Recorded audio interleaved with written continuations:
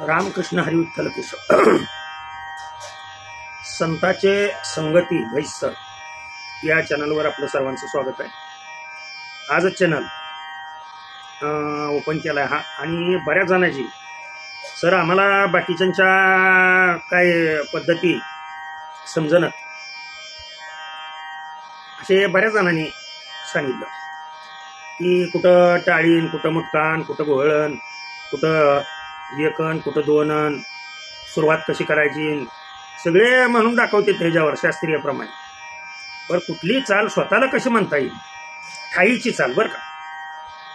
तर या ठाईच्या चालीचं मी अगदी साधं सोपं माझ्याकडे ट्रिक असतात लक्षात ठेवा. कोणतीही ठाईची चाल असू द्या, कोणतीही ती वाजवायची कशी, टाळावर या टाळावरती वाजवायची कशी. आता टाळ वगैरे तुम्हाला धरायला सांगायला पाहिजे का. हे बा असं धरायचा असतो आणि ह्या हातामध्ये अशा पद्धतीनं आणि हा टाळ अशा पद्धतीनं इथं धरायचा असतो. आता टाळ असा पकडल्यानंतर समजा तुमच्या समोरचा, आता तुम्ही नवीन असता त्यामुळे समोरचा जरा थोडासा अनुभव असल्यामुळे जरा थोडासा शानपट्टी करायला जातोच. त्यांनी कसाही वाजवू देत, तुमचा टाळ नाही चुकला म्हणजे बाद झाले. देण्यात आलं का तुमचं. तसं मी अगोदर ललक रागामधील अभंग म्हणून दाखवलाय आणि त्याच्यावरती मी ठाईचा टाळ वाजवलेला आहे. देण्यात आलं का तुमचं. तर ती चाल म्हणताना किंबहुना कोणतीही चाल म्हणताना हा टाळ वाजवायला कशी सुरुवात करायची ते पहा, कुठून वाजवायला सुरुवात करायची ते मी सांगतो. तर व्हिडिओ सर्वांना आवडला तर आवर्जून लाईक, सबस्क्राईब, शेअर आणि कमेंट्स करा. परंतु ज्ञान घ्या. मी पुन्हा पुन्हा सांगतोय, ज्ञान घ्या आणि बेधडक गायचं लक्षात ठेवा. ती ठाईची चाल आहे, आपणाला येईल का काय नाही. आपला भजनी ठेका जो आहे धुमाळीचा, आलं का लक्षात. तो धुमाळी असू द्या, दादरा असू द्या किंवा ठाई असू द्या, कोणताही असू द्या, सगळे मी तुम्हाला सांगतो.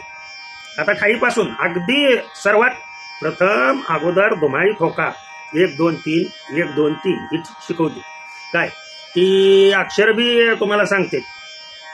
अगोदर मी हा तुम्हाला हातावरती वाजवून दाखवतो, नीट लक्ष द्या. तुम्हाला ते लक्षात येत नाही की कुठं हे करायचा, गुटखा द्यायचा. ध्यानात आलं का तुमच्या. आणि ओपन टाळ कुठं वाजवायचा हे तुम्हाला कळत नाही. त्यासाठी साधी सोपी पद्धत मी सांगतो. अगोदर हातावर दाखवतो, नीट लक्ष द्या.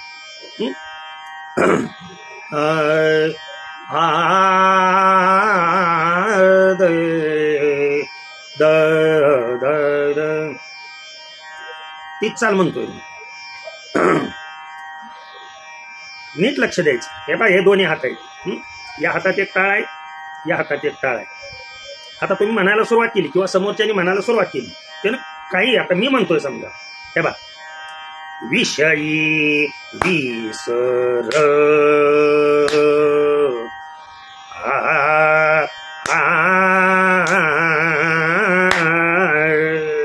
विषयी विसर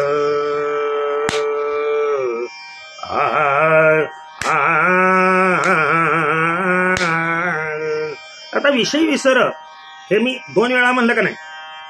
तर मध्ये ज्या वेळेला तुम्ही बाहेर जाताय म्हणजे इथे नेहमी लक्षात ठेवायचं 8, नीट लक्ष द्या मी काय म्हणतोय ते. जे तुम्हाला 1 म्हणून सांगितलं जातं आणि बरोबर त्या ठिकाणीच बरोबर ही होती म्हणजे टाळ मुडपला जातो, लक्षात ठेवा. तर घाबरण्याची आवश्यकता नाही. ते खाली आलं, खाली 8 1 2 3 4 5 6 7 8 लक्षात आलं का तुमचं. पुन्हा 1 2 3 तुम्ही कसे हात दाखवताय त्याच्यावरती अवलंबून. म्हणजे निम्यापर्यंत आपण आल्यानंतर 2 वेळा म्हटल्यानंतर बरं का लक्षात ठेवा. मध्ये जर तुम्हाला आलाप घ्यायचे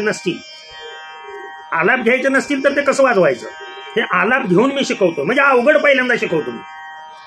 पुन्हा एकदा लक्ष द्या. आता तेच मी टाळावरती वाजवून दाखवतो. हे बा, हा टाळ मी असा धरलाय. लक्ष द्या. विषयी विसर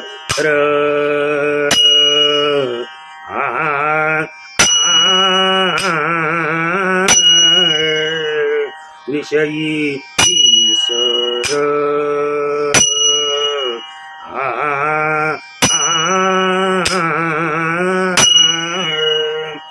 दोन वेळा म्हणल्यानंतर आता पुढं बघा. पुढं नीट लक्ष द्यायचं. वडलानी शेष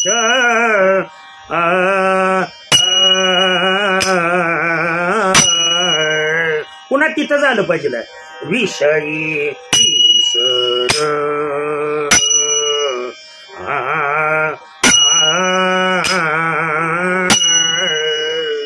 विषयी म्हणजे एक मात्रा म्हणण्यात आणि एक मात्रा आलापामध्ये निम्मा भाग. हे पहा, कोणतंही भजन तुम्ही म्हणा 8 मात्रेच्या बाहेर जात नाही. कसंही म्हणू द्या, समोरच्यानी टाळ कसाही वाजवू द्या, तुमचा फक्त आत्मविश्वास असला पाहिजे की असाच टाळ वाजवायचा. म्हणून जर समजा आलाप घ्यायचा नसेल तर कसं करायचं. हे पहा, विषयी विसर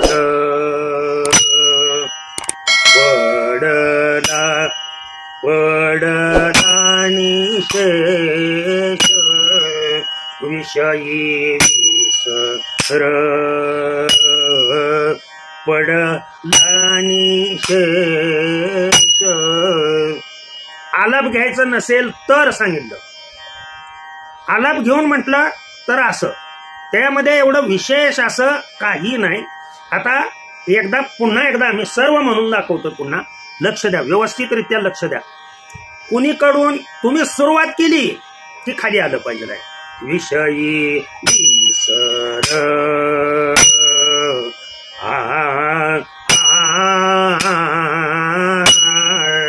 आता इकडे पूर्णपणे काय केलंय आपण म्हणतोय त्याला, इकडल्या बाजूला पूर्णपणे आलाप आला पाहिजे.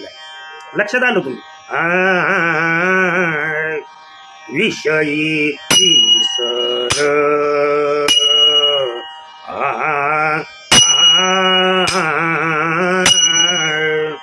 पडलानी शेष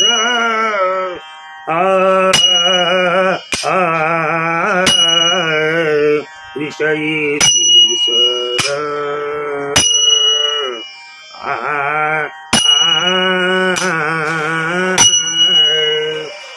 आता पुढं अंतर येणार आहे. इथपर्यंत झालं पूर्ण. पुन्हा जिथून सुरुवात, तुम्ही विषयीला जिथून सुरुवात केली होती तसाच. अंगी ब्रह्मरस ठसा वला अंगी ब्रह्मरस ठसा वला. आलं का नाही बघा. पुढं मूळ विषय जिथं येतं तिथं पुन्हा ध्रुवपद. माझी मज झाली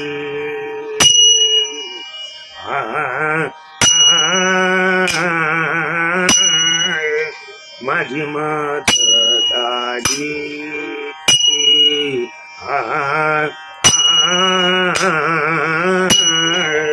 अनावर वाचा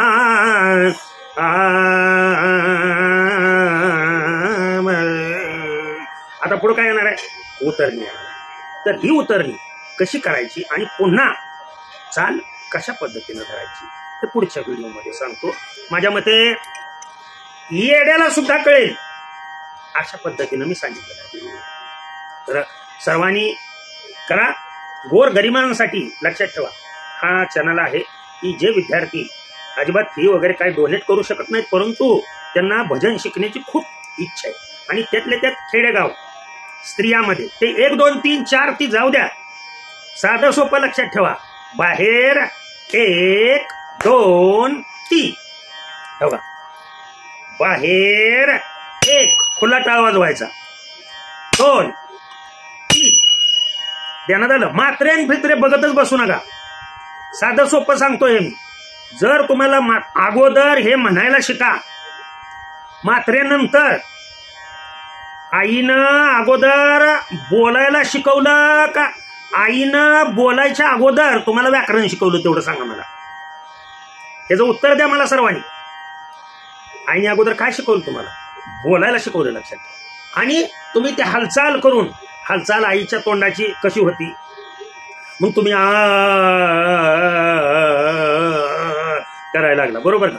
पुन्हा बघितलं आईच्या तोंडाकड, समोरनं पप्पा आले की आई काय करते? पप्पा. लक्षात येत आहे तुमच्या? 2 वेळा तोंड उघडते आणि 2 वेळा झाकते. हे तुम्ही लक्षात ठेवा.